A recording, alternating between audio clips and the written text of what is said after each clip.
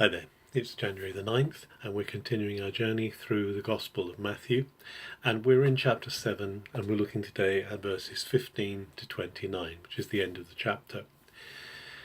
Jesus has been speaking about discernment and about being wise, and here he continues to talk about this value of discerning what is good and what is righteous. And he tells his disciples, his apprentices, to be careful of false prophets. Now, in Israel's history, there have been many false prophets, those who've claimed to prophesy in God's name, but actually are speaking falsehoods about God. And Jesus says, beware of these. He says the way that you can know the integrity of the prophet, the one who's speaking, is by outcomes. This is by their fruit you know them, that good trees produce good fruit. And this is one thing which is really helpful to understand how Jesus sees our actions. It's not just about what we say, but actually also what we do. And then he goes on to say there are many who will actually say, Lord, Lord, and will not actually do what Jesus is requiring. And it's very important that we see here that apprenticeship of Jesus, discipleship of Jesus, patterning our lives on Jesus is going to result in doing what he does, in seeing the kind of fruit and outcomes that happen from following him. And he points us to that as being an indicator of whether we really know him. And it's no good just saying, well, I made a step, I made a decision.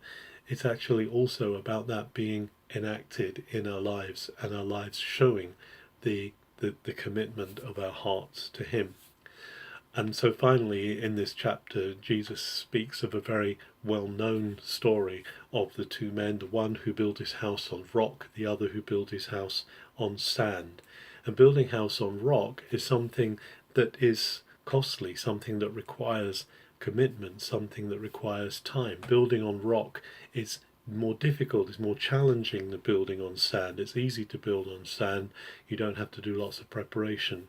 But what Jesus is saying is the one who builds on rock, who puts that firm foundation, and he is the rock himself, puts a firm foundation into him, his building, his work is going to stand, is going to last.